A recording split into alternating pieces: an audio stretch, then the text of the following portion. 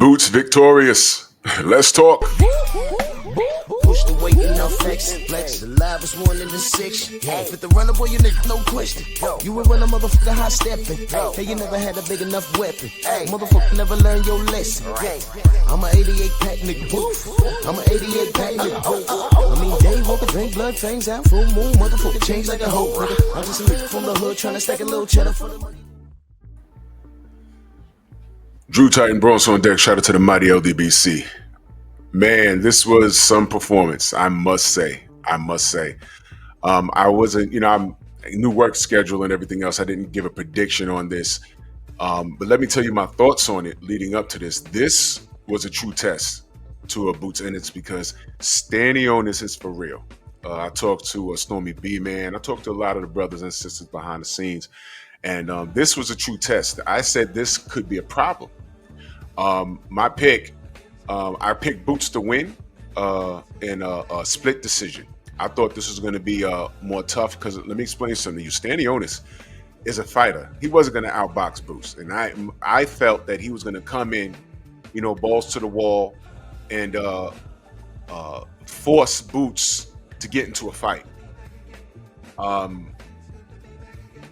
Where I thought that could be an issue because I felt that was Stanionis' only that was his only hope in winning. Outboxing Boots, no, negative, no. But Stanionis is a tough guy, man. He's a very tough guy, and I said, man, look, he's gonna go in there, he's gonna peep the landscape for a little bit, and he's gonna try and get Boots into a gunfight. I mean, everyone saw the first and second Karen fight. Karen pretty much ran from him in the first fight, and then the second fight, he gave him a completely different look. And the difficulty was, in the first fight, Boots was accused of not knowing how to cut off a ring. In the second fight, he was accused of not being able to outbox Karen. And Karen had some spots in that fight where Boots looked very, very vulnerable. And after that second fight, people were questioning Boots' IQ, and that's fair enough. So leading up to this fight, there were some questions, not so much concerns, but questions. A lot of people picked Boots to win, but I had questions. I said, man, if he gets lured into another dogfight, Stanionis is a little tougher than Karen. He might hit a little harder. What happens if Boots gets caught like he did a couple of times in this fight? I still don't like that. He's in the pocket, and then when he backs out, he does this thing where he backs out with his chin in the air, and he turns and he rolls a punch. I don't like that. I still think that needs to be fixed. All they got to do is hold his arm up, but that's something else. But once he got comfortable, man, he started playing it up to the audience, man. I like the corner work better in this fight from Boozy. He went to work, man. And I love when I see a fighter commit to the body.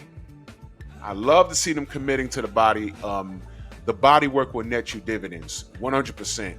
And it slowed Stanionis down. And I think Stanionis underestimated Boots' toughness. He underestimated his chin because he did crack him a couple of times, and he underestimated his IQ.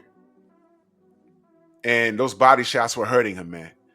And I understood the game plan. Stanionis was getting in the pocket. He's trying to close the distance. He was pumping that jab, and it was a little successful. I believe in round 5, he got a little active, but he blew it towards the end. So outside of that, man, look, Boots washed him. And this is a legitimate win for Boots. And I had a lot of concern going into this fight. I really did. And I'm like, he has some things that he needs to fix. If he hasn't fixed them, I don't know. So after the fight, Eddie Hearn, the massive ceremony that he is, they asked Boots, are you gonna go undisputed? He said, well, we'll see. So he's not undisputed based off of what was said in the ring tonight. And things, it's boxing, ladies and gentlemen. Things are subject to change. Undisputed is not a priority of his. Now, based off what I was told about him behind the scenes, He has to cut to make 147. He's really like a big guy. Does he go to 54? Probably. Does he go to 160? He could, from what I was told. And I know that might sound like a bit of a jump, but we'll see. But this was a dominant performance. I don't think that, based on what he said, again, let me reiterate, I don't think undisputed at 147 is a priority. At this point, he's going to go the way of the world. Thanks to the atmosphere of boxing today, all the fighters that were trying to go undisputed, for whatever reason, if you didn't like them, you didn't support their journey. You didn't support Deontay Wilder in his journey. You didn't support Devin Haney, although he accomplished it. Then you downplayed it. You didn't respect it, that he had to go abroad to win it and then defend it over there. You didn't respect it. You respected Bud. A lot of Bud's fans respected it, especially when he beat up Errol. You know, you respected that, right? I respect it. I respect any fighter that's making an attempt to do something. To me, undisputed is a high priority. But you can't tell these guys anything, and it might not be a priority for Team Ennis right now. If they can move up in weight or get a money fight where it doesn't even involve a belt, you know, this is what it is now. And I'll do a live stream about that. You know, today's fly-by-night fans, you've devalued what it means to be a champion. And a lot of these sanctioning bodies, namely the WBC, you've devalued your own work. You devalued your own belts, which is why people are not too stoked to get it. And if you can go make millions of dollars fighting on Riyadh season, who cares about a belt? So y'all did this. So I understand, you know, I'm not going to say, you know, boo, so you need to go undisputed. No. I'm not going to do that. Y'all already devalued that already. So I'm cool. But this was a wash, man. And this was very impressive. Now, another thing I want to point out, I